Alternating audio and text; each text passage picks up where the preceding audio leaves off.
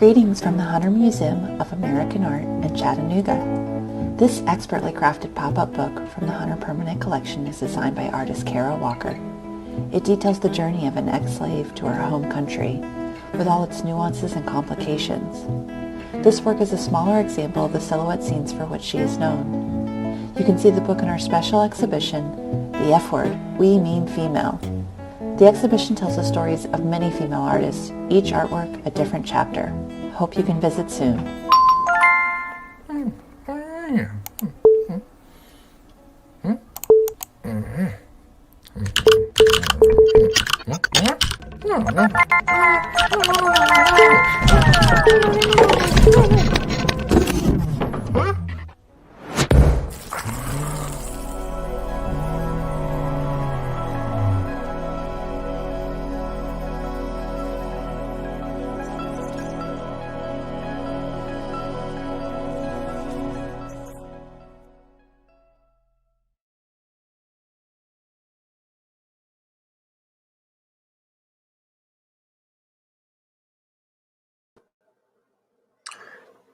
Good evening.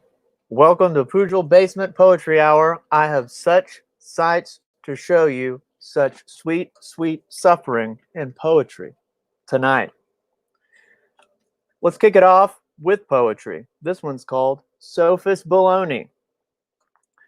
I sat in my backyard on a call with this guy talking about how we're all the same kind of demon trying to rob a bank with headphones in. He had all this extremely ornate, but ultimately disappointing, mass-customized personal preference as anti-metaphysics metaphysics that was crudely and conveniently laundered through an anti-meta-narrative meta-narrative about how I was wrong and trapped and deluded and crazy because I just couldn't let go of the past, let go of my bitterness long enough to be the bigger person and financially contribute to the seed funding for his weird business venture of refurbing a dilapidated bowling alley into a tiki bar in order to realize my full potential as one of many angel investors in another man's dream. So I was just quiet and I let him talk. So quiet and so still, in fact, that 2 squirrels, 3 finches, a wood rat, and a baby rabbit came out of the woodwork like I was Snow White and just partied around the bird feeder. I felt vindicated that these animals of prey would volunteer to keep me company while this bozo finished being right about everything until he had to run because it was important. So I just said, peace, surrounded by my real life, and hung up. But I'll tell you what you shouldn't hang up on, and that's our first poet, the fantastic comedian, writer, author, musician, and feral lovemaker, Chris Crofton.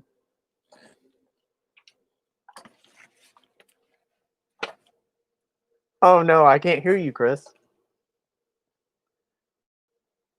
You look great. It says he's muted on his little icon, right? Oh, sorry. It's okay. Okay, should I How start are reading? you? Yes, sir, please. It's like a contest where you try and read as many as you can in 5 minutes? Yeah. Okay, yeah. Cool. All right, cool. Well, hey, first of all, thank you very much, Daniel Pujol, poet, musician, and feral lovemaker. Also, sure, I can only assume with a hat like that. So this poem, I'm going to do some poems, and I'm really happy to be here at the Southern Festival of Books. And hell yeah, books. What about books? So they're no good for burning. Go ahead, Chris. Read them. All right, this poem's called A Crisp Late Summer Night. The vines winding around the columns of love, holding up the temple of fleeting time, softly sigh, stop competing. You gotta shut up if you want to hear it. The next poem is called Kahlua. Kahlua, the Mercedes smashed against the tree, steaming in 1988, with the socialite inside mumbling his last words, something about Kahlua to fascinated squirrels. Southern Hospitality is the name of this poem. They'll give you some pie, but they'll talk about how you ate it wrong for 45 minutes after you leave. Humanity.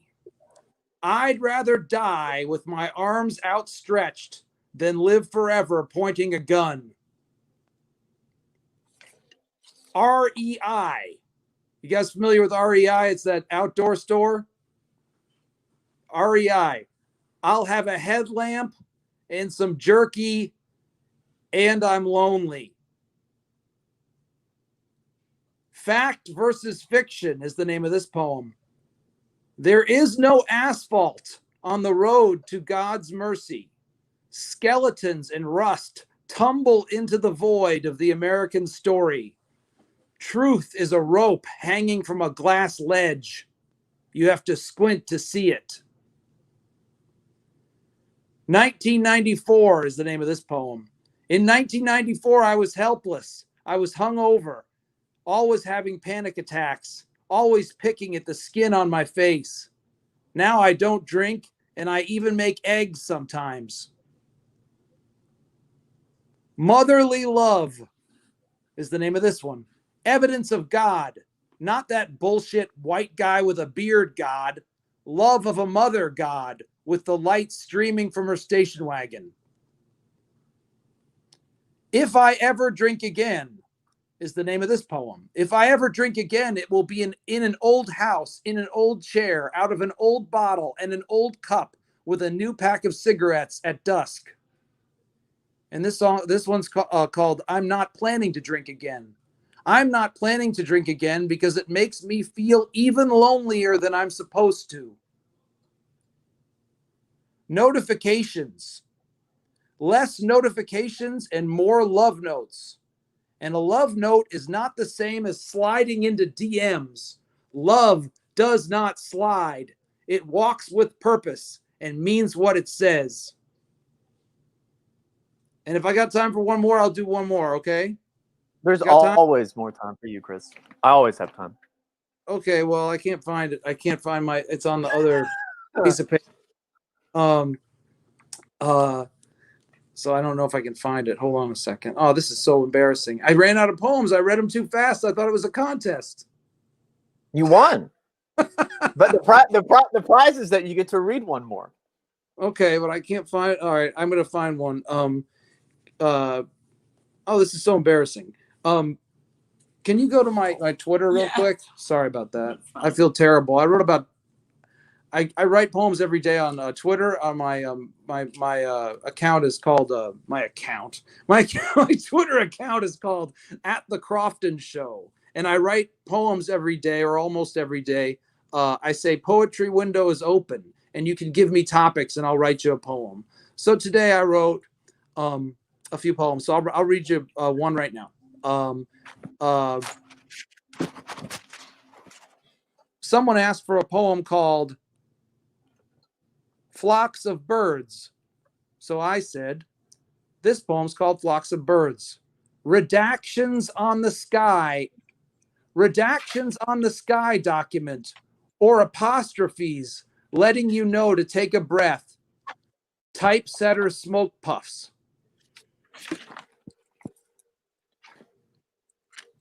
Is that it? That could be it. But also, yeah. Okay, read this one, Chris, that you wrote for me. Oh, I can't read it. What does it say? Oh, it was a great one that you wrote me because you do the custom poetry from the desk of Chris Crofton. Oh, yeah. I've been called Small Government. I've been doing this other thing called Poetry Mailbox, where you can get a poem in the mail if you send $20 or whatever you can pay. So yeah, Daniel, that'd be great if you read that. And then I'd just like to say thanks again for having me. Well, I like to say welcome. You're welcome, and I love you. This is by Chris Crofton. It's called Small Government. Small government is all you can have after the money's been stolen, like tiny houses. Not cute, barbaric. See Crofton, 2020. Thank you so much. And thank you to You're everybody welcome. else for having me. It always makes me happy to see you, Chris. I love you. Have a great night. Too, Daniel, and I think it's great, and I love your poetry basement, and I think you should do it when it's not Southern Festival of Books. I think you should always have a poetry basement. I think that that's a great idea and that we should talk about that soon. Okay, love you all. Bye. Oh, bye. All right. Next up, we got a pre-recorded segment from Molly Bess Rector. Molly Bess Rector lives in Fayetteville, Arkansas, where she co-curates the Open Mouth Reading Series. Open Mouth Reading Series, a community-based poetry series that hosts monthly readings by visiting writers, as well as workshops and retreats. Molly Bess Rector, y'all. My name is Molly Bess Rector. I am the director of the Mouth Reading Series, a nonprofit reading series based in Fayetteville, Arkansas. And I'm going to read you a couple of short poems. This first one is called God Don't Like, and it was originally published in Bear Review, issue 4.2. God Don't Like. My mother says God don't like ugly. She says it like a joke, the way a joke can admonish the cut it makes, the cut I am always making at my sister's solitary heart. I cut my sister with a joke and see every part of me is ugly, all the way to the bloodied bivalve, the vulgar clam I press with a knife to open and open for anyone who'll see. I press it open. My mother says, cherish your sister. You only have one sister. My mother is talking to herself, had two sisters, one sister left, and none of us want the pressure of knowing a sister can end, snap like that. Snap. Shut up. How ugly a clam when it's closed. Ugly makes a pearl. Clasp clam, bear down. Enough compression would there only be a pearl, a pearl. My mother says God don't like ugly, but I saw a clam. I opened it, and I believe in an ugliness God loves, so I will open every ugly thing.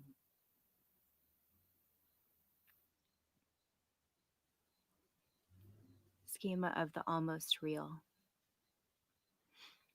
When the women in my family die, jewels appear.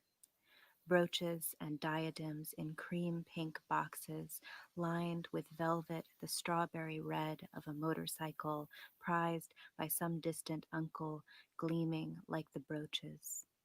When the women in my family die, boxes appear. It happens, and I am 7. I get gum in my hair. The gum rings pink like the boxes. My parents are always cutting gum out of my hair. With my sister, I play princess. From head to head, we pass a diadem. It crumbles with use. White silver rhinestones fall behind us like contrails. We play mermaids, another game that's better if you have long hair. When the women in my family die, braids appear, long and silver white as rhinestone contrails stretched across hard, bare shoulders. This happens, and I am 10. I hoard scraps of diadem. I drag a stuffed tiger behind me on a leash. I want hard for it to come alive, be mine. I am 10. Everything I wish for burns incandescent and almost real inside me. Little girls know much about want. We have a ferocity of it. See, the women in our families die and seal up in boxes their elegant braids. Diadems crumble. Never mind the fairness with which we share the rule. We get gum in our hair. We want. We want. Thank you for listening to my poems. If you want to find out more about me or about Open Mouth Reading Series, my website is my name, mollybessrector.com, and Open Mouth is the same, openmouthreadingseries.com. And that last poem was published originally in Tinderbox Poetry Journal. Thank you.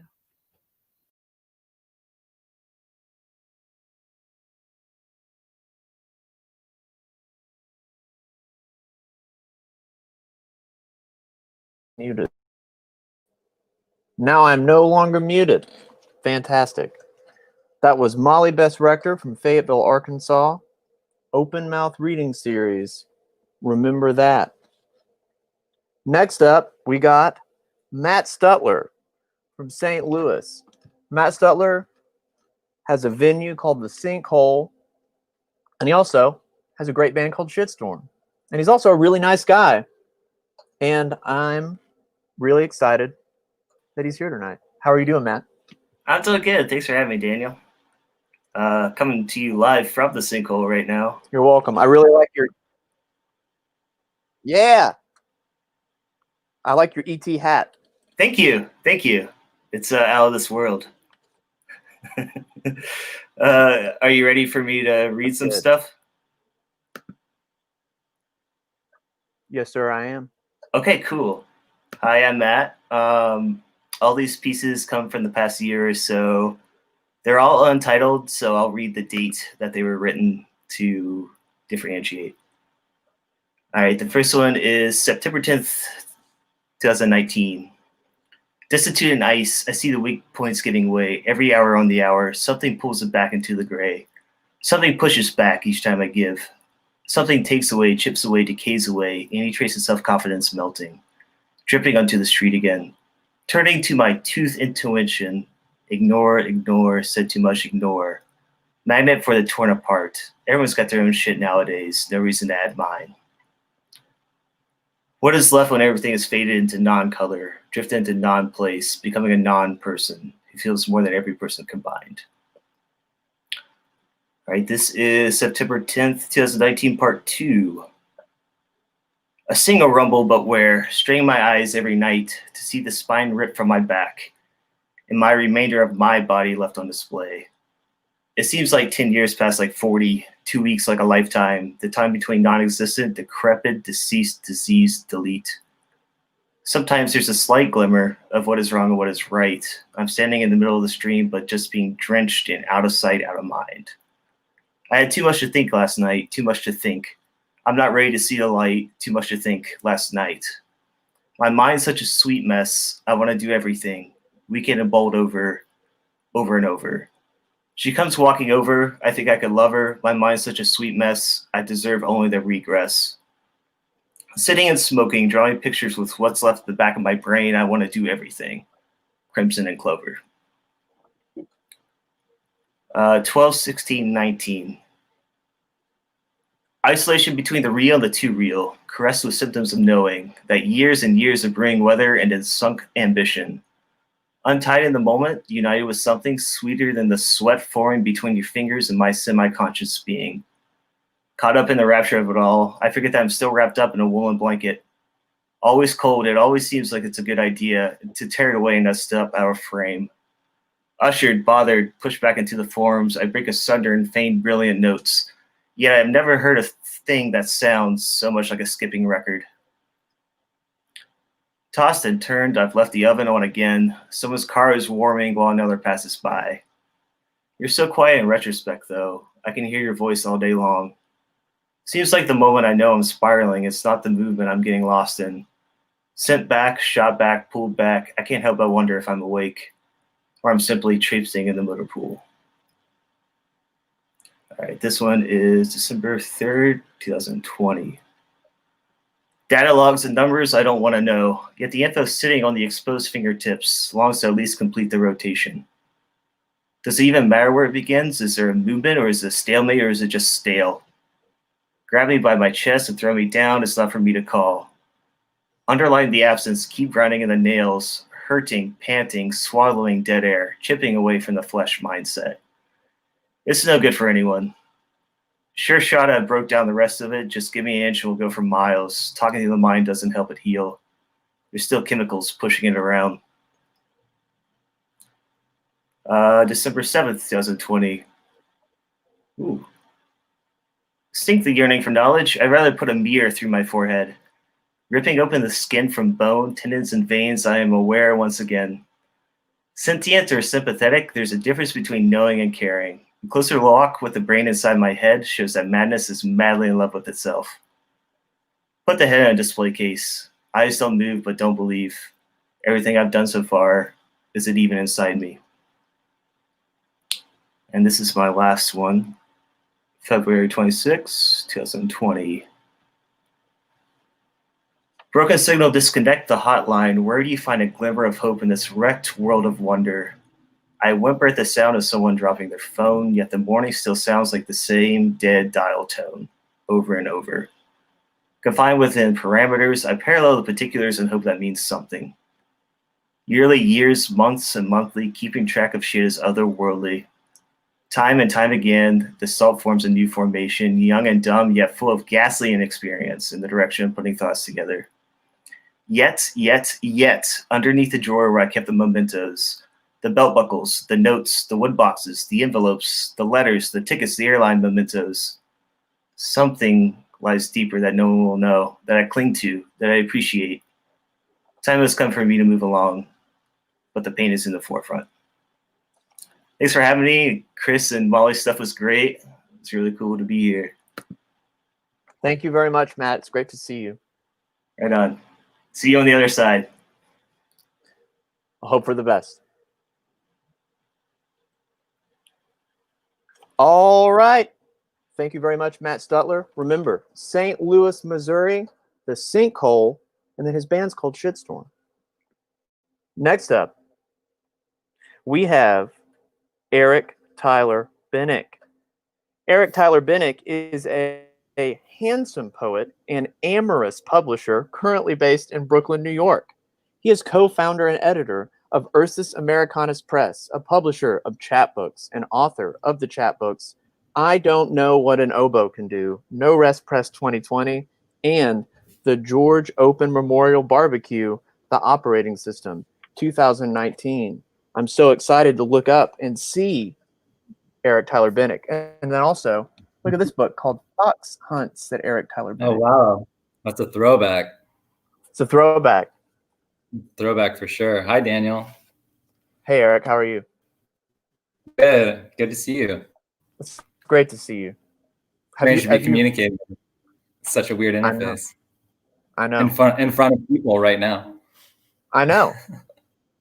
It's but of course you immediately put me so much at ease that I could easily forget that we're in front of people right now and accidentally ruin both of our lives. Oh, amazing. I would love that to happen. I've been waiting for that moment for so long. We can shave our eyebrows and run away together. Yeah, absolutely. I mean, okay. Yeah, it's all right. Okay, I'm gonna start reading poems now. I will talk forever. I'm too excited to see you. It's gonna be like we're in Kroger circa 2016. Yeah.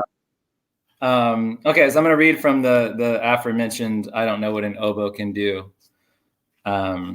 This is called It Is Midnight on the Castle, on the Plain, and on the Sea. And this title is taken from a line by the poet Robert.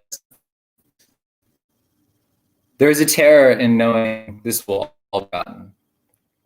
We cannot break the windows anymore, cannot grow ill. Even distance is performative. I swallow my flashlight. I show off my microbes. I phosphoresce in limitation, tickled by failure. We are all one bad lettuce away from immobility. A torrent splits us asymmetrical. Genius is nothing more than keeping food down. I sit and watch the matter of my soft beating forget its intention. We are so good when we are vacant, protected against love or its subterfuge. I read the wind. I egret my body. Emptied of use, I prepare to ossify the dirt. my promise and proteins made final and good. This poem is called Planned Obsolescence. It's about being a useless product, Daniel. Even all of this living goes out of style as curtailed by design. I am less cute than I was a year ago, 5 years ago. 10 years ago, I was so cute, I swear. Everyone invited me inside their homes. In the park where I slept, raccoons thought me safe and brushed my black hair while we dined on old bread and apple cores. I kissed so many mouths and so many beds. Under every kind of gold pink dusk, I mistook abundance for perpetuity. With 2 tabs of LSD on Mount Tabor, there is only abundance and perpetuity. I threw my shoes into the wet grass and ran screaming my love while I painted daffodils vermilion and still surprised, despite knowing the promise of ugly futures, to awaken untucked and bald so suddenly in abject twilight, a dank sock of remembrances. Now I count the days of teeth I have left and try not to stare at anybody for too long, lest I sour completely into my ultimate grapefruit. I fear the day I'll find myself calling my mother from a banana, my plaid Oxford tucked into my sweatpants. I'll finally be avant-garde, but won't know it or have any use for it. I feel like I've invested all of my money into the Ford Pinto. I'm learning to make my peace with combustion. This poem is called Dumb Bunny Bomb. I wrote it after John Ashbery died, after reading a joke that he told about a bomb that makes everybody dumb. He was a simple and very smart man, and not simple at all. Yes. I think they dropped it this morning. I waken in a warm pot with heirloom carrots and herbs de Provence, asking what's for dinner. Outside my window is New York, except today it is Laramie, Wyoming. I'm told it is like this everywhere. No casualties, more a staggering casualness. Televisions check their phones. A march of ghosts necromance a dead flag. A reanimated Cheeto puts on business clothes. I pick up a fresh new hermeneutics for the loony truth and open it like a head of cabbage. I'm of no particular mind. Can't recall the drop or the thereafter or anything behind the present thought which feels ornate, but might as well be a can of soda. Wyoming is nice this time of year, with its trees of smoke and feral pigs and the smell of live meat beginning to braise. All right, I have one last final poem. Thank you, Daniel Pujol, my old friend, my dear friend, my freshman chemistry partner. Or was it biology? Might have been biology. Anyway, it's too much backstory. This poem is called The Geranium at the Closed Window Seems to Guess the Future. And it is also after Robert Desnos.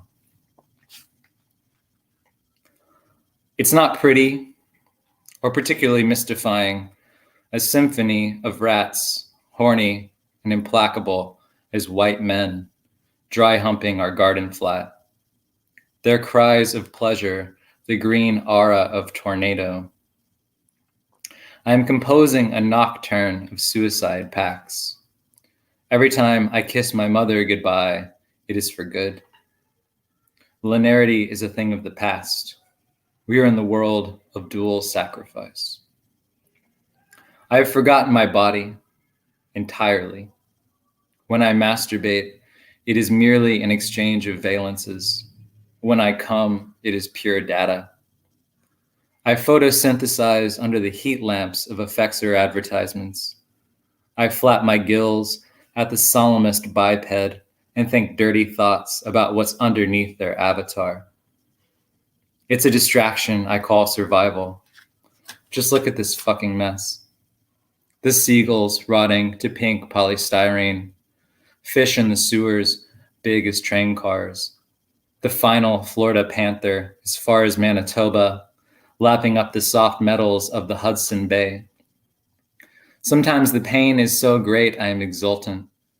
I dance my petals, sweet, in the spring asbestos. I kiss every salt-swollen face, every cloven hoof. I do a striptease for the demagogue who orders my beheading. I grow sick with care. I contraband my calyx and send plantains and peroxide to the chimera colony. There is no end to what I'll do for a fresh source of water or a single pearl of hope. A litany is built in my deepest throat, so guttural it's genital.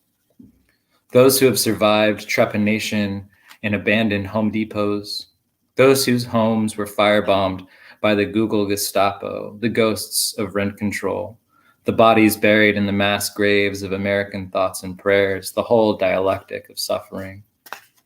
I tell this without choice. I tell this without certainty.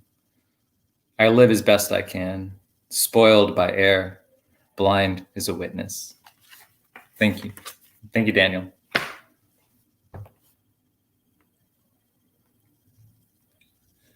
It's good to see you. I can't hear what you're saying. Oh, am I unmuted now? You are now unmuted. Unmuted. You may not speak. Finally. Well, that was great. It was biology, and man, that was just a beautiful expression of all those horrible things that the neoliberal dogmas got me twisted up in, worrying if I'm a useless product. I'm not being productive right now. Beautiful. I'm like a rampant religious person in like the 1600s, worrying about being a sinner and not being productive right now. Yeah, except with access. Hey, say the name of that book again. The name of the book is I Don't Know What an Oboe Can Do, or it's a chat book, and it's got artwork by my little brother, and it's out through No Rest Press out of Chicago. Hit them up on Instagram or Twitter or whatever poison you use. It was beautiful to see you. I love your hat. I hope to run into you in a Kroger somewhere in Nashville, Tennessee very soon. What was that? Really? Nothing. I forgot. We're in front of people. We're in front of people. Daniel, I love you. Thanks for having me on. We're in front of people. Have a good night. Bye. You too. All right. Next up, we got a pre-recorded one coming from both Eric and I's mutual friend, Nick Rossi. Nick Rossi is a co-founder, editor, and designer at Sabodka Lick Magazine, Ursus Americanus Press, along with Eric, No Rest Press, and he lives in Chicago, Illinois. And then here's a little copy of his journal right there. So, while I put my funky clown hat back on, let's roll this video, please. Oh, hey, I'm Nick Rossi, one of the people behind Sabodka Lit Mag, Ursus Americanus Press, and No Rest Press. Since Daniel was so kind to invite us into his basement tonight, figured I'd invite y'all into mine. I wish I could be with you, but I'm pulling those taps, earning those tips. So I did a few recordings of some poems to share with you, and I hope you dig them. This first one's about listening to Parliament and staring down the void.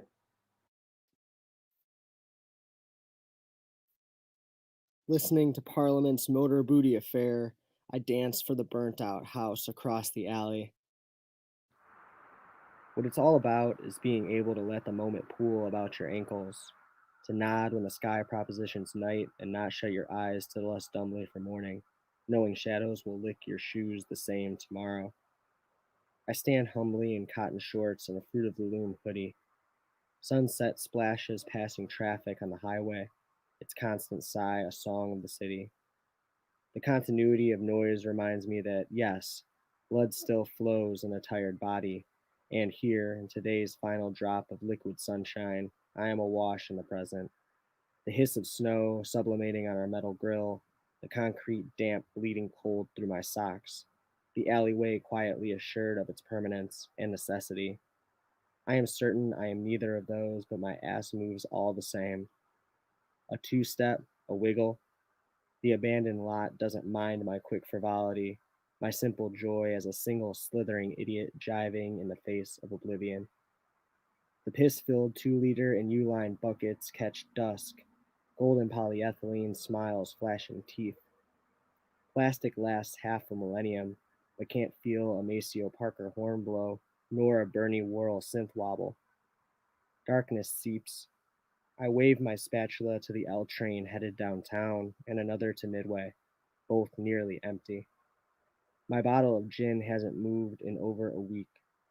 George Clinton is a neologist. A tire pops on a semi-truck, sounds like a gunshot, then a drunk god blowing raspberries out there on the wet asphalt. I'm lifting my knees a little bit, a tiny liberation to celebrate now. Bootsy slaps out an ancient truth. It's night, and I'm here, nodding.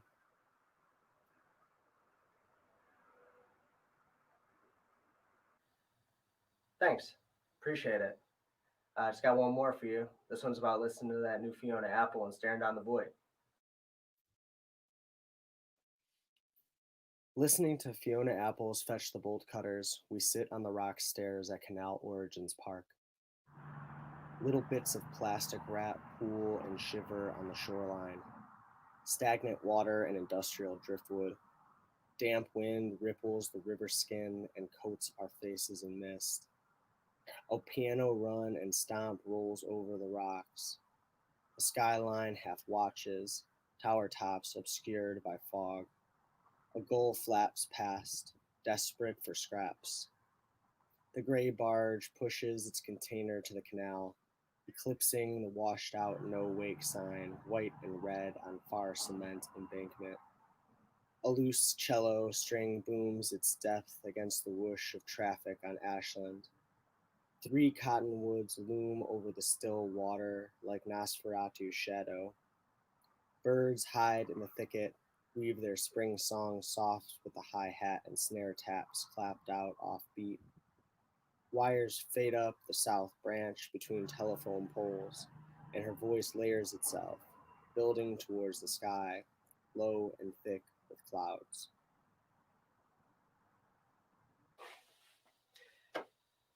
Thanks a lot, y'all. I appreciate it, and hope everybody's having a good night out there. Take care of each other. Cheers. Fantastic job, Nick. You had me at Nosferatu's shadow, and I thought that you couldn't top that wiggle. All right. Next up, we got Meg Wade. Meg Wade is a 2017 National Poetry Series finalist. She is a former poetry fellow at the University of Wisconsin's Creative Writing Institute and received her MFA from the University of Arizona. She lives and writes in Nashville, Tennessee. How you doing, Meg Wade? I'm great. How are you? I am well. Thank you very much for being here tonight, and it is fantastic to see you, and thank you for reading. Yeah, thanks for having me. I'm going to read about 3 poems for y'all. One that is kind of newish, and then one from my book that just came out. So the first one is called The Dream About Elkmont. The deer came out of the woods. We took the day off work to watch them die. They were very sick. No one could figure it out. I wonder if the park rangers tried very hard. I made tomato sandwiches. I want to give one of ours to the deer, but I don't have enough to share. How selfish of me. This picnic is only the beginning. The deer die. You leave. Now I'm only left with this old Ouija board. Where did you go? I try to summon you back, but you aren't dead yet. I summon the deer. It isn't worth it. This next one I'm going to read is from my book, Slick Like Dark. It just came out from Tupelo Press, actually at the beginning of quarantine. If anybody would like one, I can drop my Venmo in the chat, and it's $15, including shipping, and it's very horny and sad. So here are two of them. This is an apologia attempt. I place my mouth against the soft lawn of a boy and touch something so deep inside him it's frightening.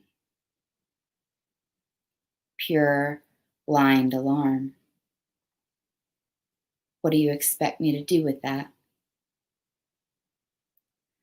Clumsy hands shouldn't fool with porcelain.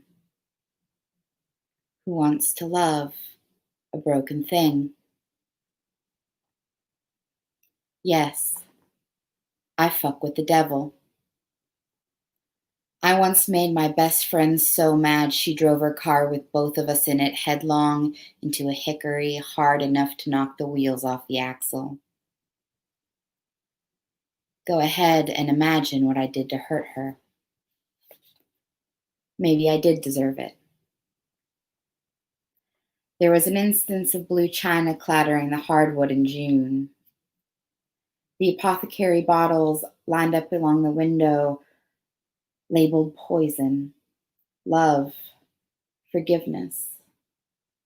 All of them looking the same confusing antique scrawl. It's foolish to believe we can't contain this kind of darkness. All night long the moon can betray herself. It's no secret the way she turns her face away from the light. This last one is called Bleached Acoustics.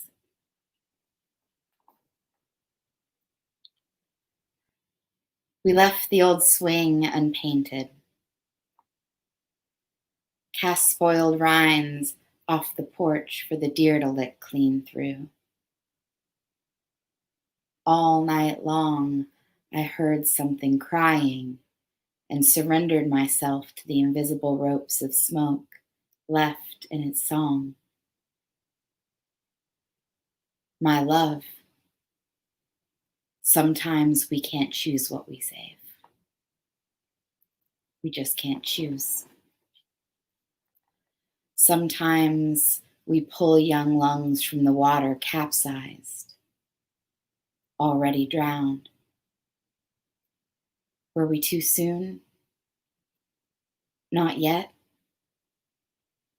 I should have let you fuck me, but instead you watched me pack. My hands on the headboard no longer a steeple, but a bomb. Boom. One last wave goodbye in a cornflower dress. In terms of identifying guilt, this stuff is pretty useless, but I pride myself on being a woman with a dress for every occasion, and there's a pocket in the seam here. A list of all the things I can carry. A mirror, a matchbook, my own muddy voice howling bleached acoustics. There are good ones of us who disappear, who pay no attention to the sign behind the bar, condemning no sex on the pool table, too many cigarettes stamped in the wood grain, the rustling beneath our shirts we hush with our hands. When I first kissed you, I had a soft, bright heart. Please remember, I did not ask for this. I did not ask to be a reliquary of dark purpose. My darling, this is where I leave you, like the greedy little songbird I am. Thanks, Daniel. Thanks. Hey, will you say the name of your new book again? Totally. It's Slick Like Dark. And you can find me on the internet if you want. Where would I find you on the internet? My Instagram is Meg_Wade_. You can also find me on Twitter at Tennessee_me. Fantastic. Great. Thank you so much.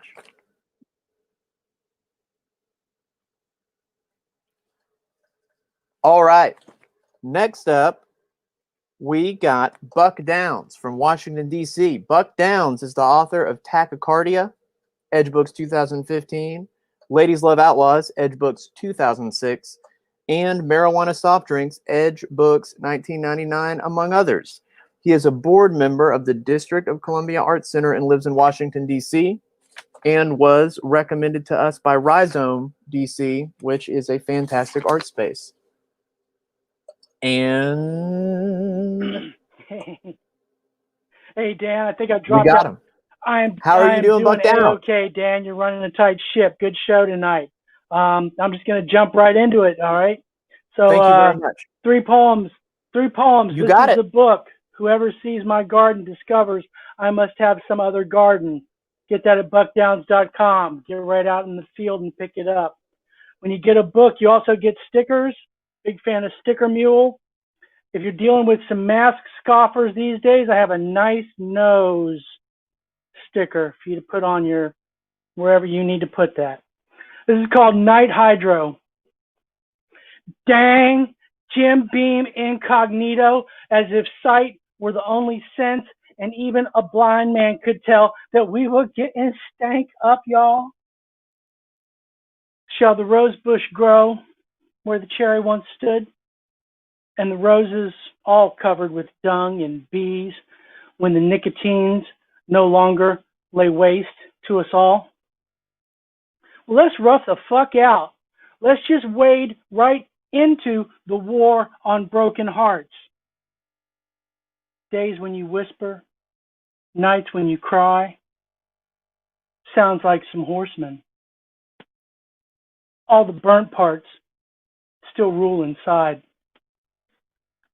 This is called the cop dilemma. Every boss has to face it. You can't enforce a rule and not follow it. Night birds passing through. They were here this morning, and now they're not. A long and tedious middle age. Roses are cut down in the middle of life. Did you never hear a good man talk about a bad decision? Sweet honey upchuck in my mouth. Ain't none the rest of it interests me at all. This is called Fake It Till You Make It. City in which, without you, the world is hard put to tell the truth about itself. What will the next person lend me? How will I put it to use? Must I always be finding a use? I got honest with my accent and set it free. Now I talk like some weatherman for minutes at a time. Wish I was back in Baton Rouge, rolling with that pale-faced queen, twisting up a bomb and setting it off, etc. I could take all night knocking at your door. I was born to knock a little more. Another thing I do is postcards. I send out a postcard every month. You can get to me at buckdowns.com if you want to get on the postcard list. This is a love poem. I'll buy you a pack of cigarettes. Send them by the U.S. mail. Smoke one when you think of me, the personal emphysema who loves you. Thanks so much for listening, folks. Have a great night. Thanks, Dan. Thank you, Buck Downs. And that website, that beautifully euphonic percussive website, buckdowns.com. I like that. It's got a beat to it. It's got a ring to it. All right. Next up, Lagnajita Mukhopadhyay. Lagnajita Mukhopadhyay was the first Nashville Youth Poet Laureate and the 2016 Poet Ambassador for the Southeast. She has been published in Nashville Arts Magazine, The Tennessean, Chapter 16, Tinderbox Poetry Journal, Shanghai Literary Review, Atlas and Alice, the Felt, Indian Lit, and Poetry Society of America. Her first book, This Is Our War, was released through Penmanship Press in 2016. Her second book, Everything Is Always Leaving, was released through MC Sarkar and Sons in Kolkata, India in 2019. She has just finished her cross-country tour for her recent poetry album release, I Don't Know Anyone Here, and guess what? I have a copy of it. Look at it. That's what it looks like. But what does it sound like? You'll have to buy it. But try it before you buy it with this pre-roll video. Hey guys, it's Lagnajita here. I just wanted to say a quick thank you to Pujol, Humanity and Southern Festival of Books for having me on this basement hour tonight, even though it's still daylight here in Puerto Rico. And though I'm not in Nashville right now, I find it really beautiful and wonderful that we can join together in this way and have the connection to the festival still. The festival does go on, and that's really great. Instead of reading tonight, I want to just show the music video that I recorded for this song/poem, Identity Crisis as Country Song. We filmed it atop Fort Negley in Nashville, thanks to Anthony Simpkins, Neil O'Neill, and Josh Warren. And I just thought it would be more appropriate for the festival than anything I could come up with in tropical Puerto Rico and not Nashville. So thank you so much. You can find the video on YouTube and my album, I Don't Know Anyone Here, on Bandcamp, and then me on all social media. Thanks so much for watching. Hope you enjoy.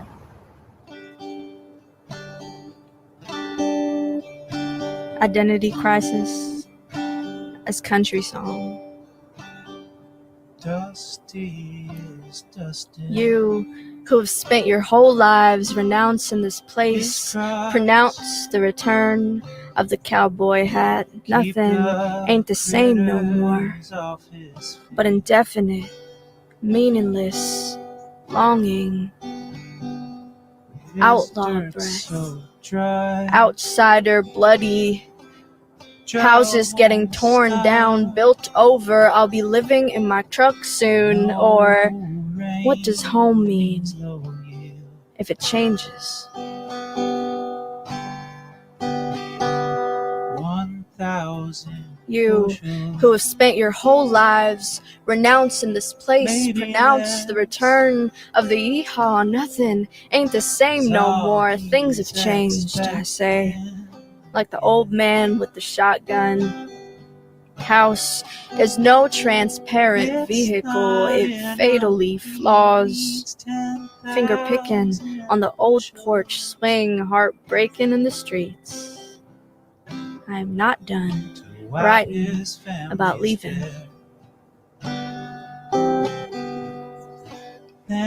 Date of entry into U.S. 12/12/2003. Naturalization date 10/30/2015. White people explain things to me. I don't see myself. Now, this ain't my story to tell. I have dark skin and not from the country, son. I loved my city then. I am not done writing about leaving. Patented plastic seed. You who have spent your whole lives renouncing this place, pronounce the return. The Casey Musgraves to my Johnny Cash. Nothing ain't the same no more. This place done got too big for its britches. Mind you, there's a line to take pictures with the angel wings. Save this town. The Koch brothers took our train. Now, how are we gonna get somewhere? It's probably not. You who have spent your whole lives renouncing this place, pronounce the return. Honky-tonk Tuesdays and whiter skin. Nothing ain't the same no more. Not from around these parts, so go back to where you came from. Now, how does that feel? I know, no one wants to hear opinions these days, portraits and pawning off this frontier state, tragic, aggressive. No offense, but thank you. I'm not done writing about leaving. Sure, I didn't grow up with brisket, but aloo bhaja from the temple. When I realize they leave me out, my friend says I am having an identity day. I don't see myself. Hold me like you hold your drink. Stop me from hollering as it is too soon. Sentimental bastard, laugh it off. I am not done writing about leaving.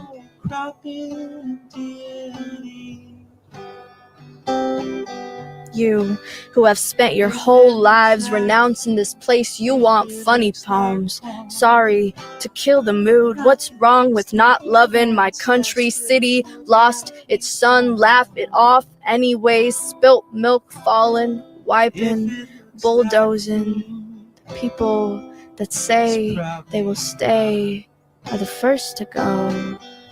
It's a good way of missing something. Old Town Road, trampled on and away. City rebrands itself on the backs of strangers.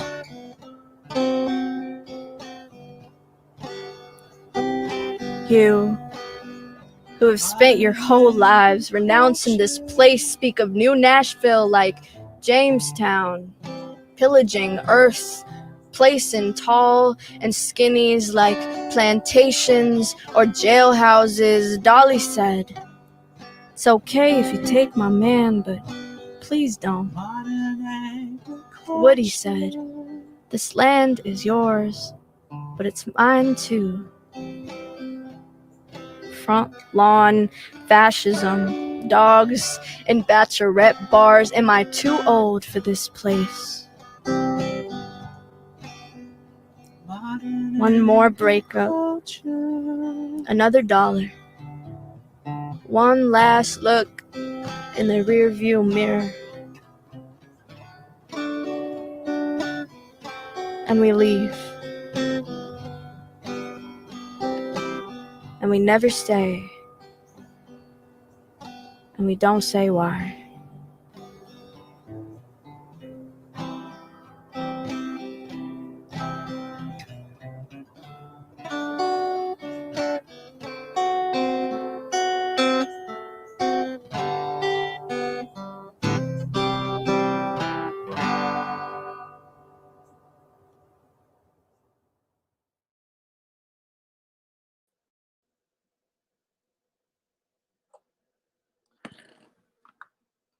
I am a fan of Lagnajita. That is very good. Take that truth to a selfie wall and try to drink until you feel something. Planet. Anyway, that was so great. Here is her album. I Don't Know Anyone Here. Double album, 2 disc. $15.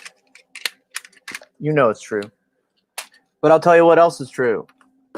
I got a segue coming up over to Dan Boyle. Dan Boyle is the founding editor of Birds, LLC, an independent poetry publisher which puts out his book, Kings of the Fucking Sea, the film he co-directed about the landscape along the U.S.-Mexico border at the bottom of the sea, will make its U.S. premiere on October 22nd at the Imagine Science Film Festival. And here is a copy of Kings of the Fucking Sea. It's a fantastic book, fantastic poet, fantastic sentient being.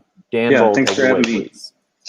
Appreciate being here. So I have 3 poems to read. The first one is called Media Shower. It's got ASCII art at the top, and it's supposed to look like a meteor shower. So it's a little play on words there. Media shower. Hey, baby water, get back to your mama water. Don't confuse this pipeline with a proxy war with politically interested swingers really interested in your political views. Star Wars stresses consumerism over imagination. Game of Thrones taught us to wipe our swords on the dead guy's cloak. People are feeling real fear. Kids staying home from school thinking their moms will disappear. Steam floating from a showered body out an open window. Look out the window. It's an atlas for a strange place. And all the boomers all at once said, we miss the 60s. We could use a martini. A good war. We made you something special. It's the apocalypse. This one's called Balloons. It's got some ASCII art balloons at the top. This is a sonnet. Balloons. If you die while on vacation, say hot air ballooning, and say this is Napa and you are tipsy, is this a good vacation? We wanted to be the sky, to be together like train cars through the snow-blind future. Wow, such dancing.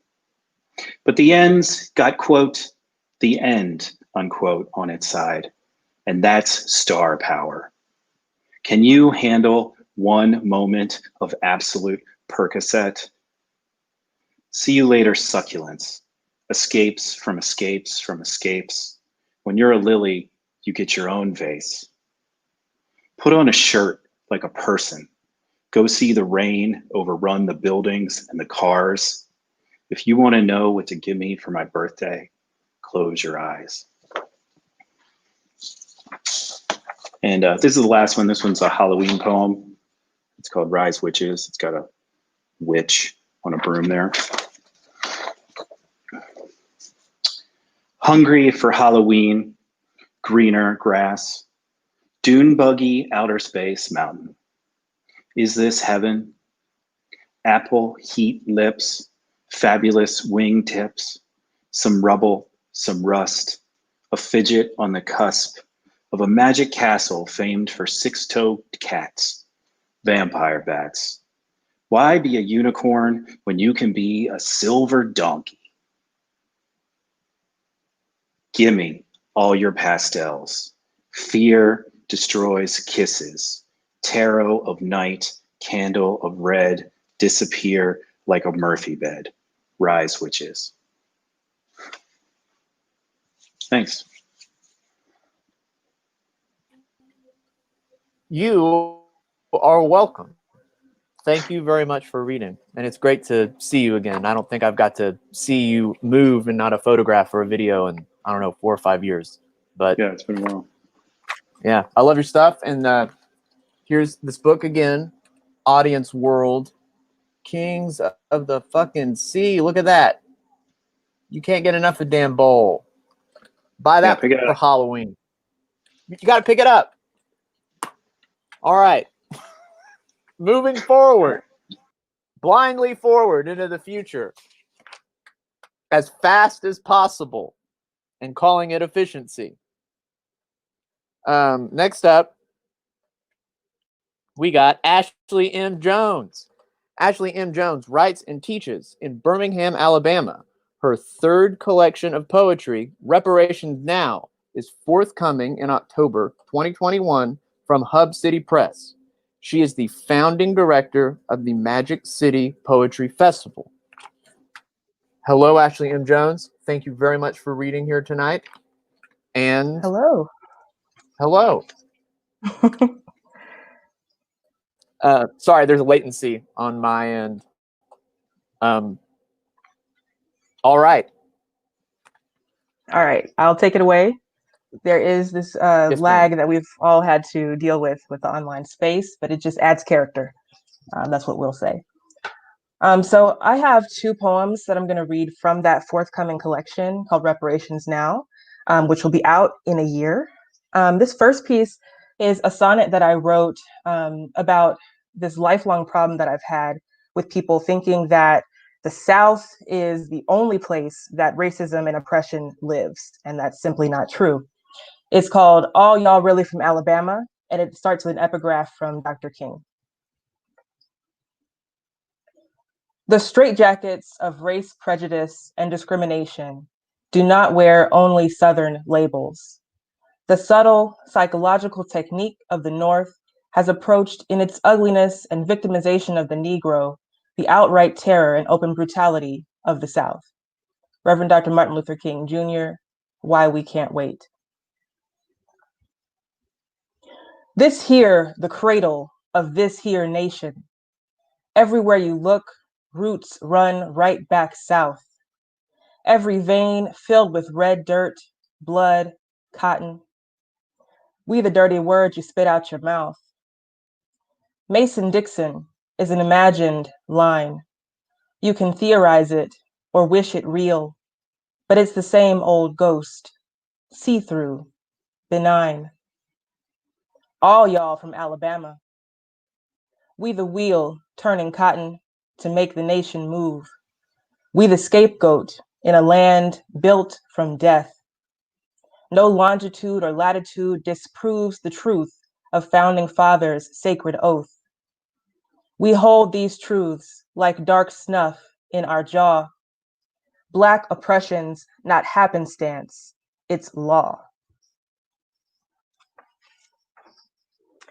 So this book is full of all types of reparations. Of course, the traditional kind, the discussion of what Black people are owed by this nation, which has wronged us.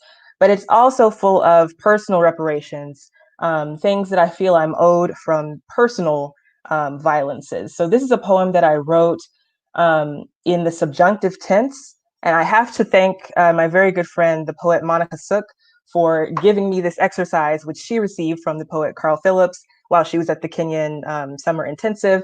So I got this experience, this Carl Phillips experience for free 99, as they say. So this is Summer Vacation in the subjunctive. If I were a woman, if I were a wanted woman, if I were a woman with soft fingers, if I were on a beach with a man, if he was a man, if a man can be a man before he acts like a man, if I were on a beach with a man and he held my hand, if I liked my hand being held, even if it was held at the wrong angle, if my wrist was ringing in pain, but I kept it there, if my heart were held wrong, like my hand, if I kept it there, if I was kept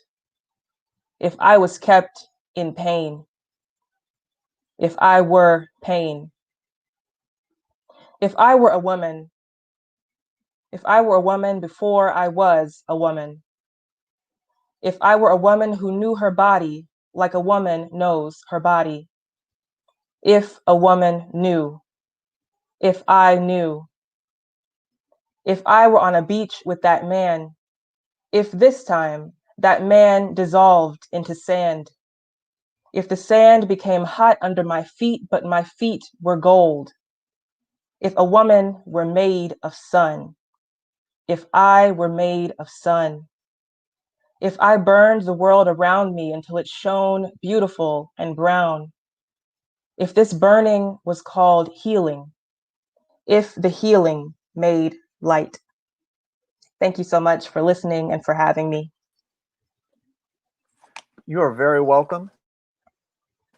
Thank you very much for reading. That was Ashley M. Jones. And that book is called Reparations Now. It's coming out October 2021 from Hub City Press and Magic City Poetry Festival. Thank you so much. Thank you. You're very welcome. Next up is Nathan Spoon, and it's already happening. I've hit a little bump of latency, but I'm just going to keep on going through it. And for the rest of the stream, and if it happened beforehand, if I am interrupting anyone or pausing out or anything, I'm sorry. I'm trying to time myself with the latency. But Nathan Spoon is an autistic poet with learning disabilities whose poems appear in American Poetry Review, Columbia Journal, Harvard Divinity Bulletin, Mantis, Oxford Poetry, The Scores, South Carolina Review, Western Humanities Review, and the anthology What Have You Lost? HarperCollins. His debut collection, Doomsday Bunker, was published in 2017. He is editor of Queerly and will be appearing in the TV portion of PBS American Portrait. Thank you very much for being here tonight, Mr. Nathan Spoon, and take it away. All right. Delighted to be here, and in the interest of time, I've switched out a longer piece that I've had for something shorter.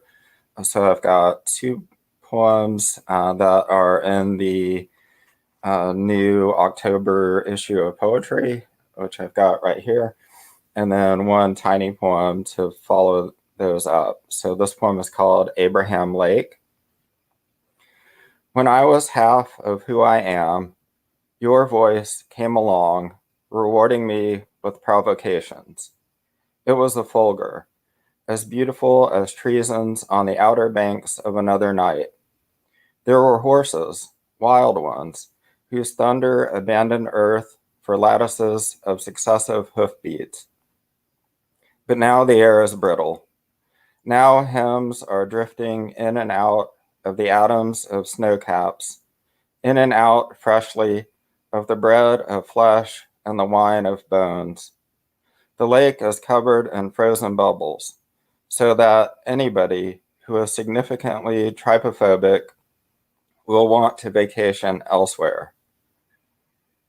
Tomorrow, these wooden panels will be feeding worms.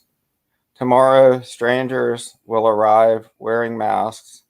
They will replace us with precision as we calmly remove our masks, departing as their world and ours fills up with evil flowers. And that was actually written, and I should say with the mask mention, it's meant as more of a spooky fall image. It was actually written and accepted for publication by Poetry before the pandemic even started. This poem is called Be a Monster. All mouth, out of orbit due to an insatiable need to be orbited. At some point, there are clouds or waves filled with the foul kelp of cornering questions. Like a black hole eating a star through space, it was real when Monster queried, "Why do you think you carry a small stack of books with you?" Out of orbit is perhaps a phantasmagoria of blankness. It was real when the foolishness I was meant to feel oozed from the kelp instead. What I carried out of my own need was innocuous enough. It felt how pages smelled as I turned them. Like Don Quixote made a helmet, I wanted to make the books, with their sturdy covers, a shield. I succeeded almost, except an impulse rose as I walked starrily away from Monster. Almost, except it is impossible to protect what I was protecting indefinitely. Naivety that is ready to crumble does. When it crumbles, its pieces fall into a womb where the thing most feared gestates. All mouth, all hunger, all claw, all tooth, all stir of disorder I now will be, hidden and large, large as the thick-haired ocean of space. And then one tiny last poem. Thank you all very much for tuning in and listening. And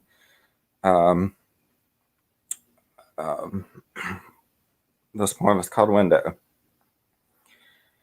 At what point within the geography do you realize you deserve to stay alive? A wound appears. You are in a forest at night and marveling at the bioluminescence of its myriad organic features, accepting yourself. Waking, you turn on a lamp and find yourself waking still more. A fern explodes in your mind. On a new mountain, you recalibrate shore. In range of ways, you might. Thank you. Thank you.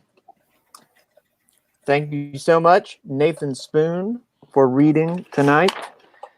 And that debut collection, Doomsday Bunker, published in 2017. And also take note, he will be appearing in the TV portion of PBS American Portrait.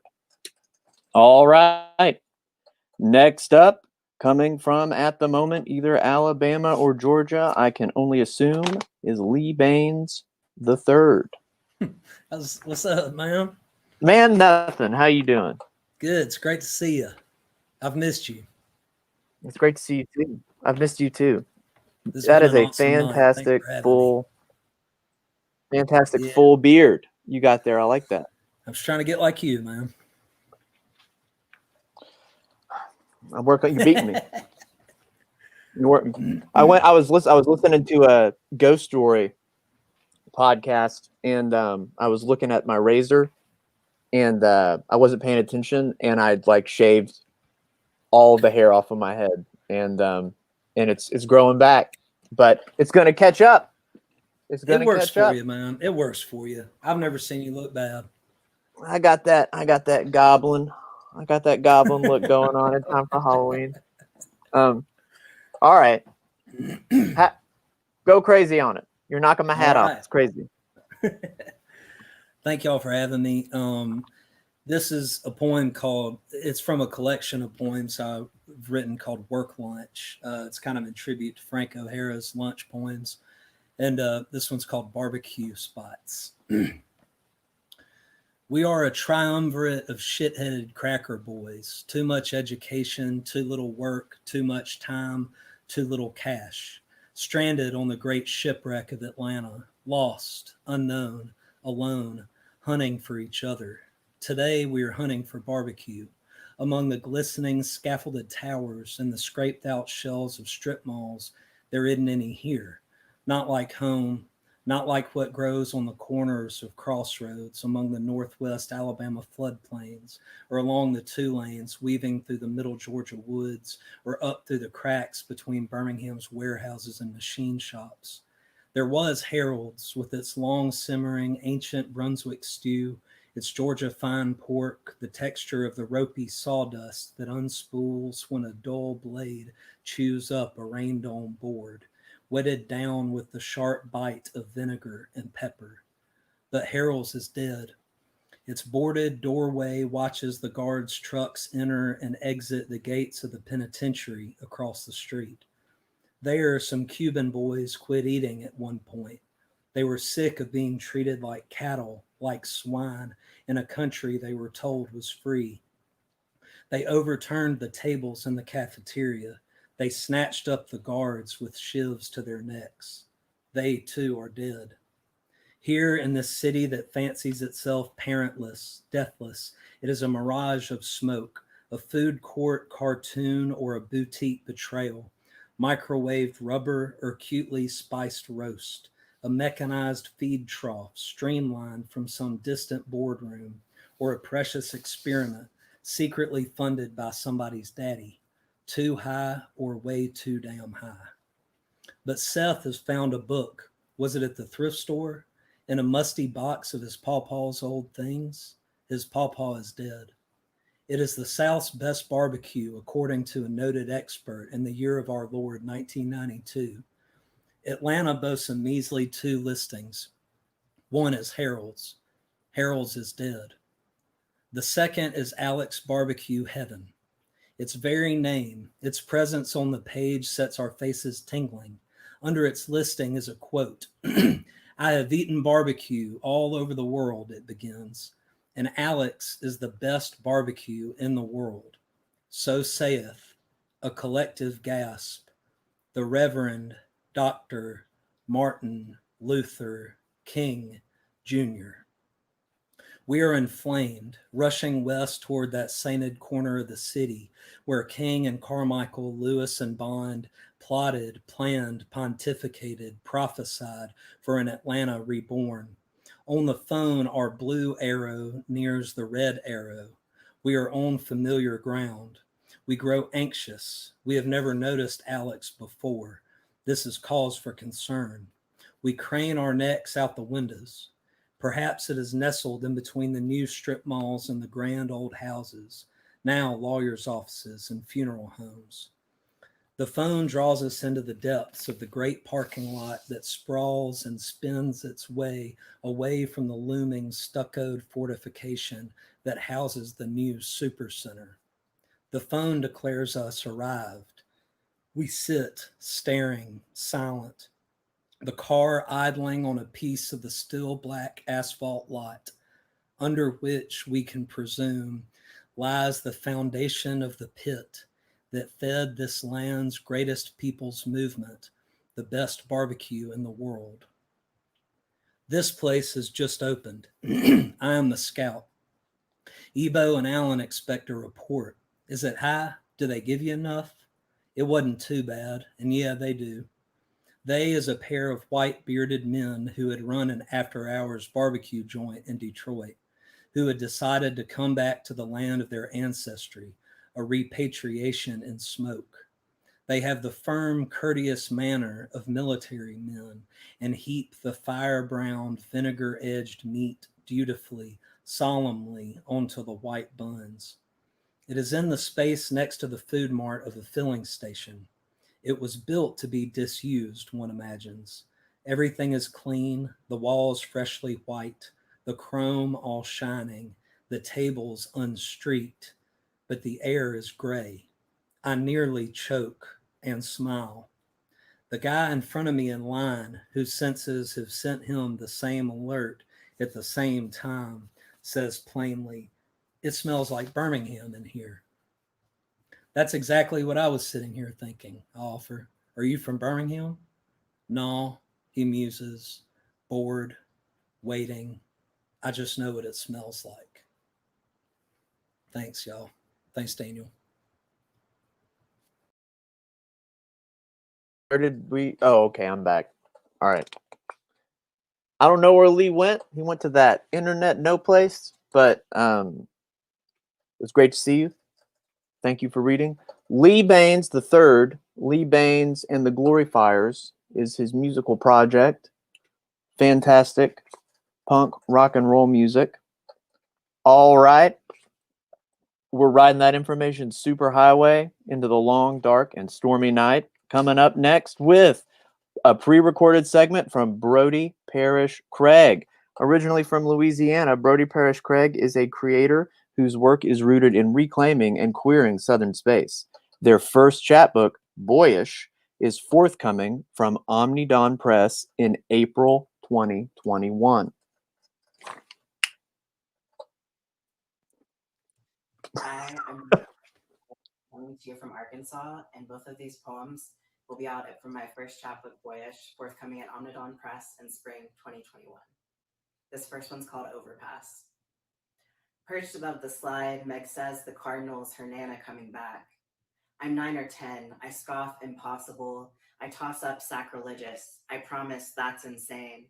Too young to know the symbols, the nomenclature of some traffic signs. But I know this. The Baptists don't believe in second coming unless it's Jesus. Her Nana's not Jesus, and I sure won't be a witch. Though next summer the heat tried to burn us both alive. I watched the barn swallows circle the porch fan when I couldn't sleep. The barn swallows became my father as he left again to get clean in Georgia, and I watched too many musicals on the sky blue carpeted floor. I prayed and prayed that even though I failed the promise pledge at Camp Bluebird that summer, that even though I lurched forward in the pew a little late, too late, the only one not standing with the Lord of anti-fags and anti-sex in the prepubescent congregation, I prayed that maybe then I'd be an angel voted most likely to be the Antichrist, and they were wrong. I prayed that if nothing else, I'd become a cardinal or a bluebird perching near the heaven I can't get in anymore. And now I'm tired. Tired from the image of a faggot gutter mouth, the built-in infrastructure of the spit or swallow spit, the hawk one at the passing car or swallow slur they sent, faggot gutter mouth, whose tongue leak no one needs to see those thighs, whose passing car swerves around us crying about strapless dress, and we should pass like who's the fuck we look like, man-made in thine image, whose face is pooling in the mud under a concrete overpass, whose narcissus puddle trickles down into the city's intricately constructed drainage system, faggot gutter mouth, whose fist knocks at my bedroom window, who's threatening to post my thigh high in the air ass on the internet, who's threatening to call the cops on the dildo in my living room, whose fist on the glass is a bluebird seeing a bluebird's reflection, who's trying hard to talk smack, follow bluebird mirrored feathers, who couldn't quite shatter the barrier between our mirrored wings. This next one is called The Shape I'm In. Hidden in father's wardrobe, suit and tied my tongue, mouthed off to every man I drank under the tables, flipped the temple chairs and stools, I split my side a seam, I spilt it all and laughed off blood. You stained my dress, glossed over lip and hem. I glossarized the strains of weed in Papa's garden, and on the dealer's scale one night I mapped my stranded hair. I clogged the sink drain with my shadow. I popped open another body, like a beer tab, like a pour. I wept and wept through puberty and puberty as if I was a second coming on a neighborhood watch list. The boy next door swears on the Bible I'm my own new boyfriend in the driveway. Hungers for me like a meal. I'm better missed. Miss, can you please respond to my last question? Can you answer my last 15 texts?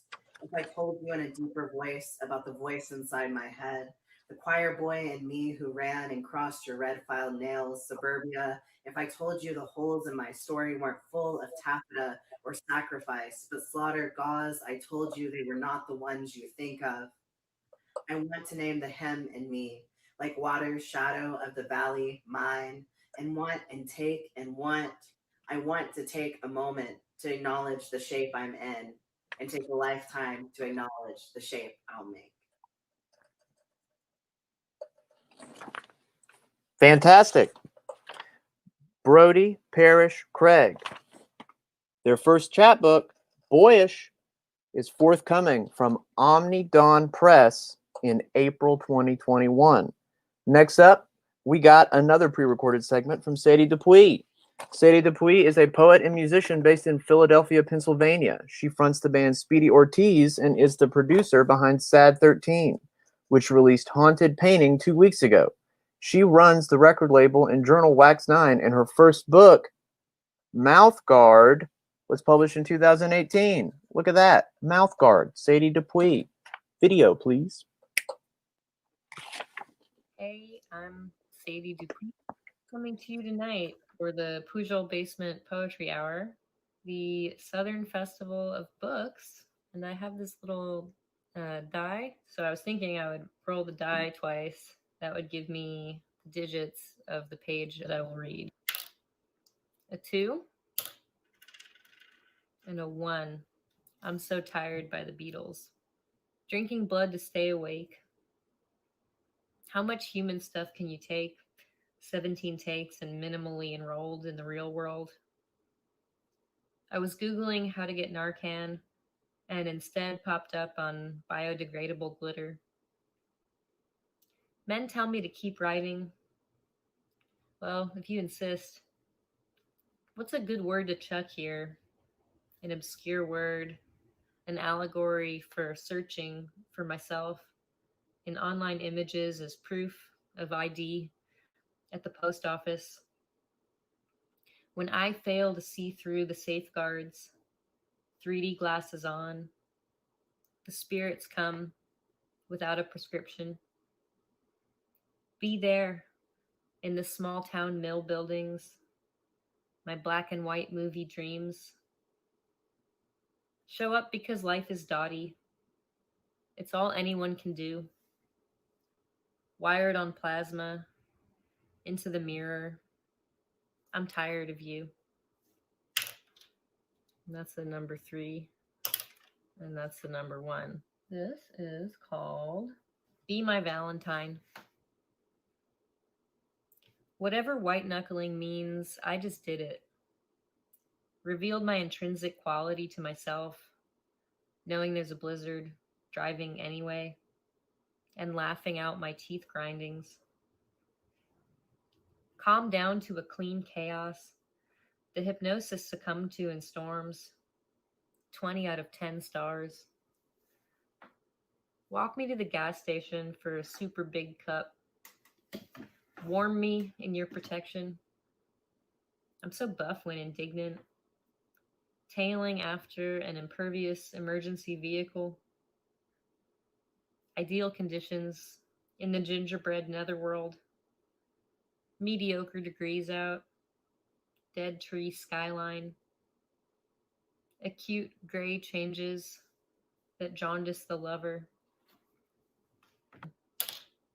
4. Watching streaming with my married friends. The enemy of my enemy is my celebrity crush. The wife of my enemy won't canoodle. I know some guys who go by Ron. No one ever accuses them of hiding behind an assumed name. They've never been doxxed. Why is it when men excel? Well, why do they? A method golden, in a field unlockable, their way becomes pretty good. Don't sound like Riot. Don't sound like Brat. Don't sound like Mother. Don't sound like anyone except gladiators, long knifing off the wrinkles of Pioneer Town. There's a purple kind of flower associated with fading, scented and blooming. I can't remember the flowers. I was found in the field, 10 feet beneath the permafrost. That's the number 3. And it's the number 3 again. Okay, this is called The Lance Goes Through. I started crying to songs that made me cry, piling boulders atop my fretful parts. Every night it's night again. Every morning is a rune.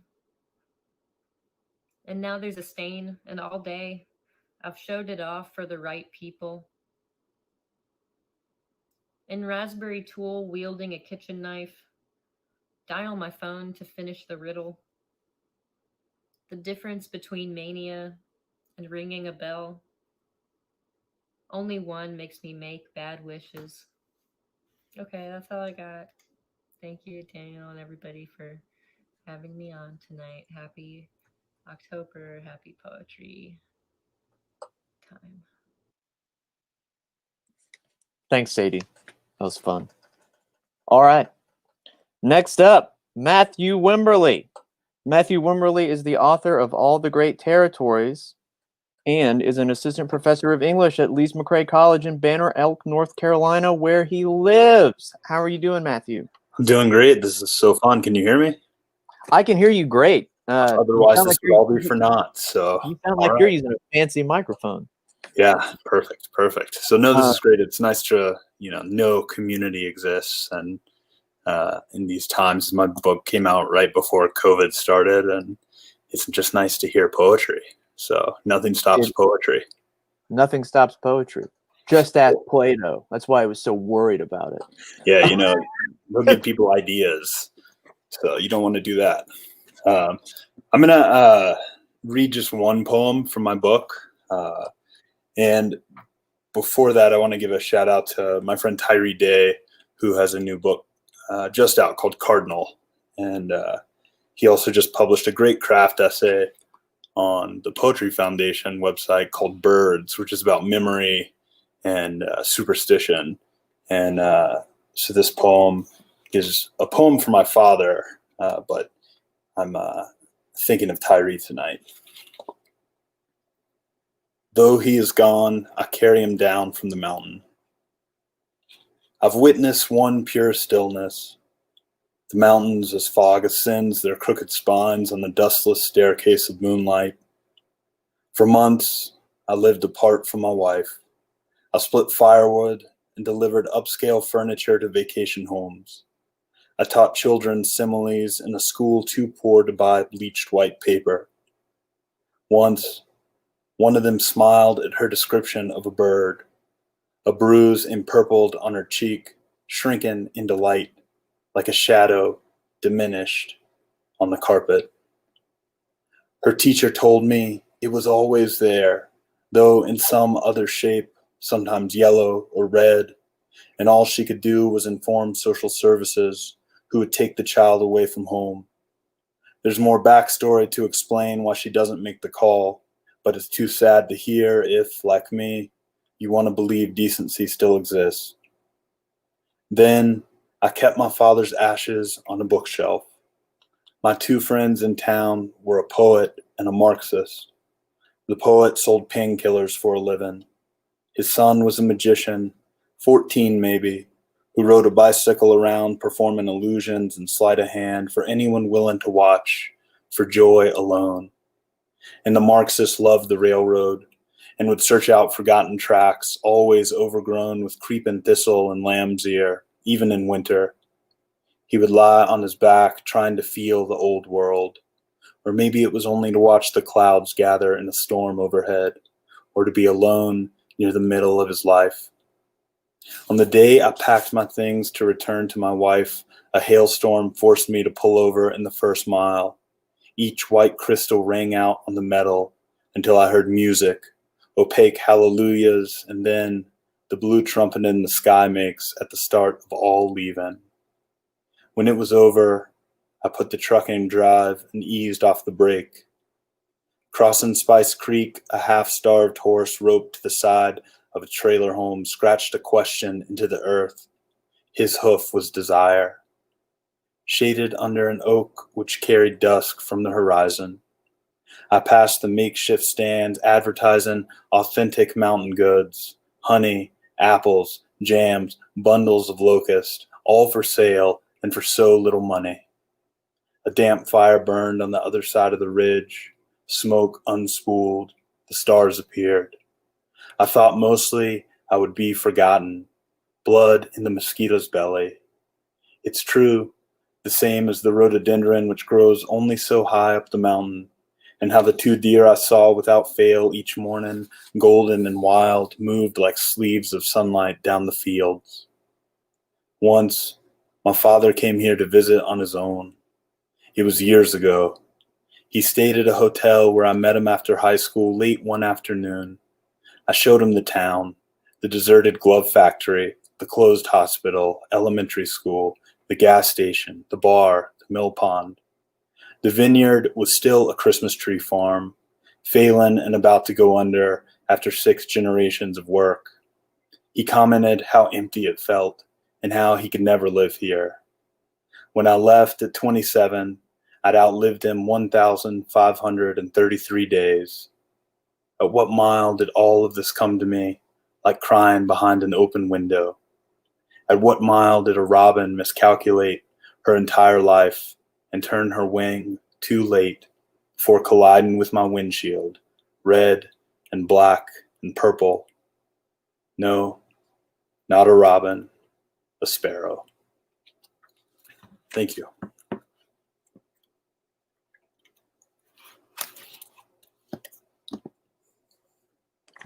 That was fantastic. Thank you, Matthew Wimberly. All right. Thanks. Moving. Whoop. Oh, okay. Your audio is still there. Okay. Got that nice low end with that microphone. Next up, J. Bailey Hutchinson. J. Bailey Hutchinson is a small poet haunted by a big river. Hutchinson is originally from Memphis, Tennessee, where she obtained her BA from Rhodes College. She earned her MFA at the University of Arkansas Fayetteville, where she serves as social media editor and poetry editor for the Arkansas International and assistant director of the Open Mouth nonprofit reading series. She is currently a bookseller and editorial assistant for Milkweed Editions. Hello. Hi. Thanks for having me. You are very welcome. Thank you for being here. Yeah, I'm from Memphis, but I currently live in Minneapolis, so it's really, really nice to hear all of these musical voices. Yeah, the voices of my childhood. I'll read some poems now, I guess. You got it. Someone told me this was the gloomiest January on record, and I'm curious about the metrics for that. Number of salads gelatined in my crisper. Frequency of gnat traps built on the tabletop. Headiness of bone stink. My own rotisserie. Giving early dark my body like a mother seeds her wet baby. These eyeing potatoes, which, I swear, I bought Monday. Untouched book, untouched aloe, untouched doorknob to the sky gray as lint gather, as under eye, as the buried part of a cat's failed tooth. Our gums collectively puffing. Accumulation of slush depth drinking our heels.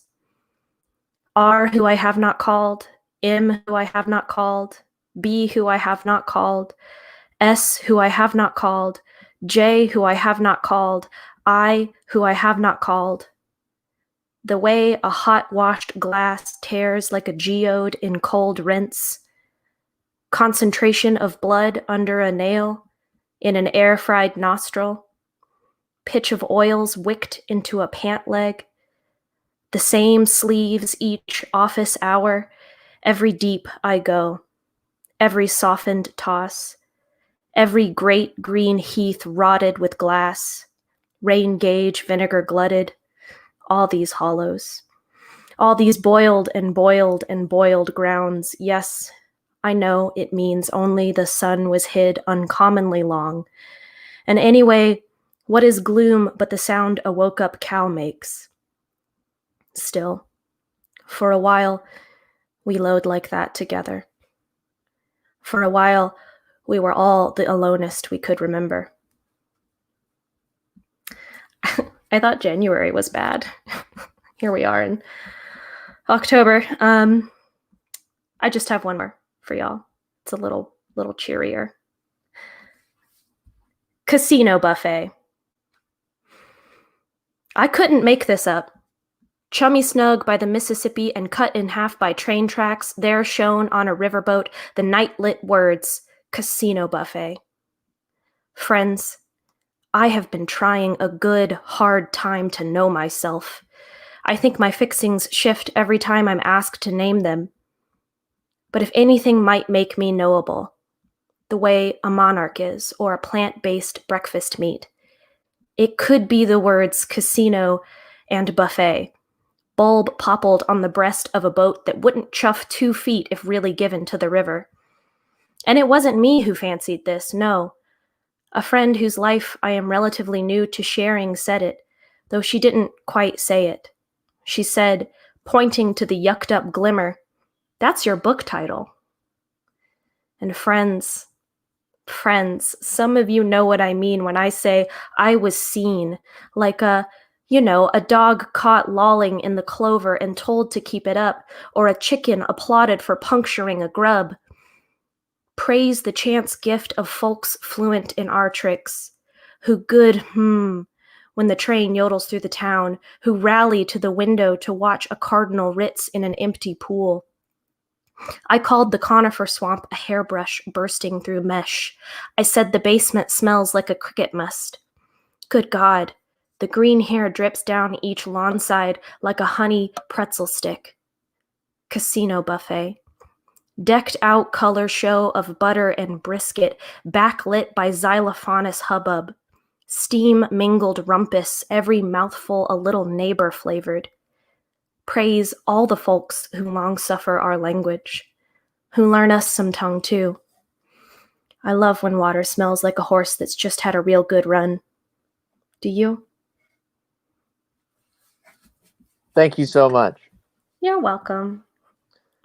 Casino buffet, casino buffet, casino buffet, Starbucks and Chipotle, as I've driven all over this great nation in a smelly van.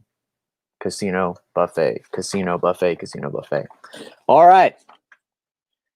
Next up, coming at you from Nashville, Tennessee, as he always does, Joe Hills is an entertainer from Nashville, Tennessee. He encourages folks to laugh and learn, along with him as he blends his joyous curiosity and Southern twang to create YouTube videos that folks have viewed over 10 million times. Hey, Daniel. Thank you so much for having me. Hey, Joe. How you doing? Wonderful. This has been an amazing evening. Like, these are all tough acts to follow. You're going to do great. Oh, I'm sure. I'm overconfident in all things, so. Of course. And I know this because we grew up together. Yeah, we did. Yeah. He was knocked my hat off. You haven't read anything yet. Okay. All right. I'll quit talking.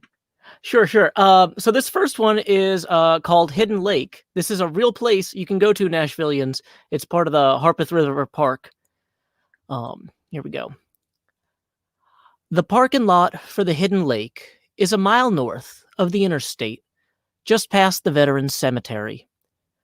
Wind a mile further or so, past the map at the entrance that doesn't show the newest connecting trails, past the roofless cinder block farmhouse with trees grown up through its dirty floor, up and o'er the concrete dance floor, poured during Prohibition, that overlooks the graveless lawns that hopefully field the outskirts of the cemetery, and beyond the empty train car that someone must have hauled up here as a joke, or on a dare, or as part of the scheme to conceal consumption of liquors untaxed and unlawful. And there is the Hidden Lake. Cut stone walls sheer up from a quarry missing a lake's worth of rock, and the muddy trail around invites enfoliaged visitors to appreciate it from each side. Is this a legacy? Things taken and took from nature, reclaimed and repurposed? Is this vacation pit more impressive than all the blocks that were taken from it and have since crumbled? There are no plaques riveted to the benches extolling, "Look upon my works, ye leisurely, and relax."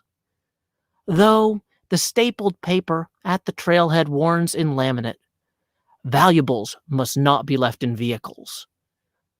The stewards of this place have seen things taken, and this place is open to the sky. This next one's a little bit shorter. I call it Like Your Enemy. I made war on the sea and became the waves. I made war on the peaks and became the stone. I made war on the heavens and became the sky. I made war on my neighbor and died, flesh and bone. And finally, I'm going to be reading one called Not Music. What's the difference between music and not music? Where is the gap between song and sound?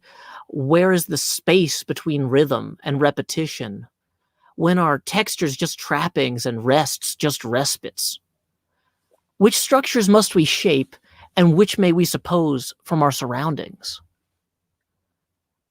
Is a dirge without melody merely a eulogy? Do we weep without rhythm so we don't attract the damned, when our relentless laments don't strike up the band, when our notes have no pitch and we write and pass by hand, when the dynamics fall static and we are scattered on the moans, our timbers take root above and cleave past our bones? What music was left us? And what have we left? What baseless ambitions will others recall? What fortes of ours drove friends up the wall? Why couldn't we measure more time with them all, laughing and singing well after nightfall? What's stopping us now? Where is our wherewithal?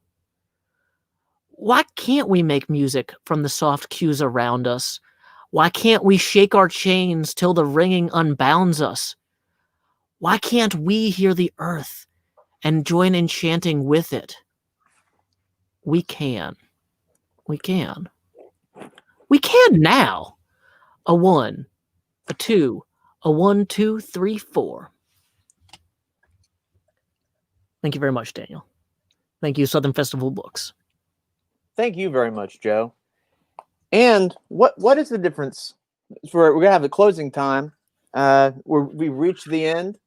I'll do a little pre-recorded video of some of my own stuff, but that beautiful thing that Joe said about the difference between, where is music, where does it start, where does it begin? For all y'all out there in the audience on the internet, euphony, according to the New Princeton Encyclopedia of Poetry and Poetics, that'd be a fun word if you're interested in that, euphonics. And some people were telling me that there were some YouTube commenters asking, oh, did all these people write this stuff themselves? Yes, they did write this stuff themselves, and you can write this stuff too. And it is a completely legitimate way to use your time and your mind as a sentient being on this planet. You can do stuff like this, and other people can do online stuff like this.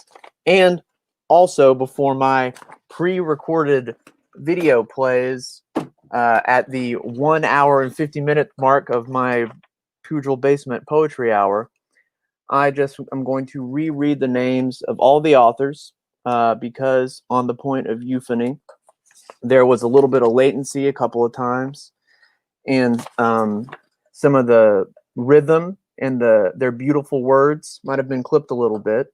And if you were struck by something that some of these people said, recited, you could go look them up and read some more of their work and learn more about this stuff. Chris Crofton, Molly Bess Rector, Matt Stuttler, Eric Benick, Nick Rossi, Meg Wade, Buck Downs, Lagnajita Mukhopadhyay, Dan Boehl, Ashley M. Jones, Nathan Spoon, Lee Baines III, Brody Parrish Craig, Sadie Dupuis, Matthew Wimberly, J. Bailey Hutchinson, Joe Hills, and me, Daniel Luca Pujol. And again, just with that latency, just because I'm kind of a freak and I worry about this stuff, if I interrupted anyone, I apologize. I was trying to anticipate the latency time, and I had such a great time. Thank you to Southern Festival of Books. This was very smooth and easy to put together, and I had a very great time doing it. And I appreciate everyone that watched, and I appreciate everyone that read and gave time to this. And speaking of time, it's time to end. Hats off to all these poets and poetry. This one is a pre-recorded segment. It's called Deuteragonist, off of a live chapbook reciting album that I'm working on called Mighty Stranger Undead. Take it away, me.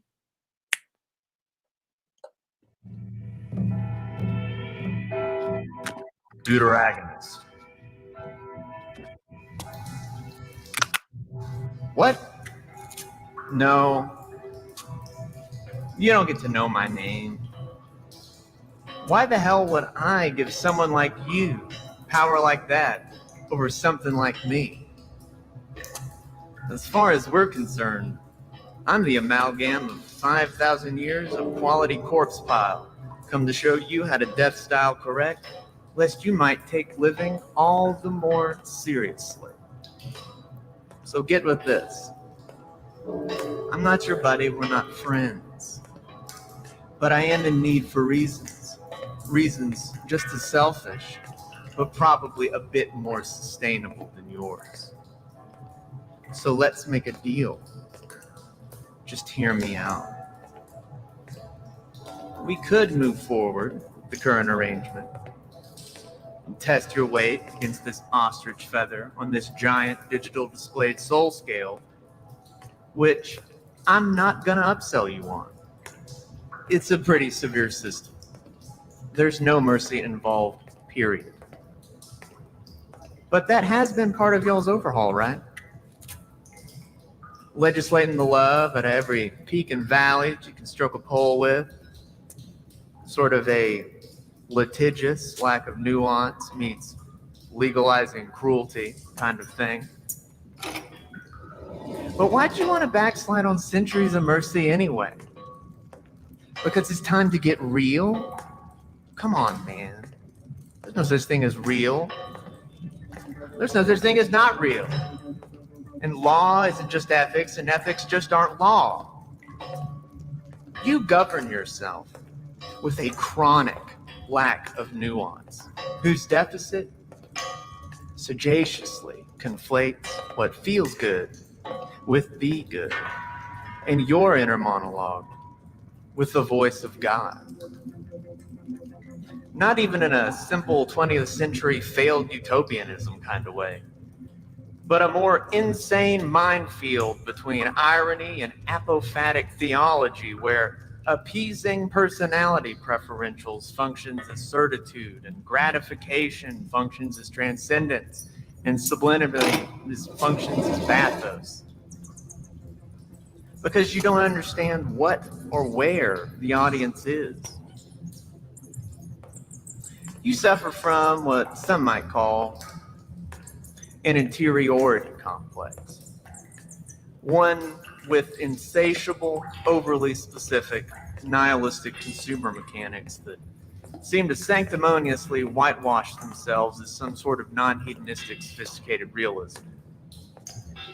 It's one that makes its afflicted both extremely dangerous, yet somehow not at all sexy. Just arrogant, dumb, insufferable at parties. Worst of all, divine karaoke. Which is why, still, I find myself desperate for a deal. Because in my opinion, the priorist provincial stories going sour. Frankly, I worry you might want it spoiled. Why? I don't know. Because you're bored? Maybe baby needs his cathartic experience. You know, hands raised up on a rooftop, you're reaching at the rain, the camera's panning out. Before it jump cuts to me, just puking in all the skullcap fedoras your undead pillar kamikaze fundamentalist protagonistas can handle. Desperately asking between Ralphs, whose paradise are you even trying to author up? Because it sure ain't mine. Do you really think this infotained cohort of computer monkeys that you've life coached into generational spiritual poverty is going to stumble upon Shakespeare by accident? Please. Ad copy, Bess. It's gross.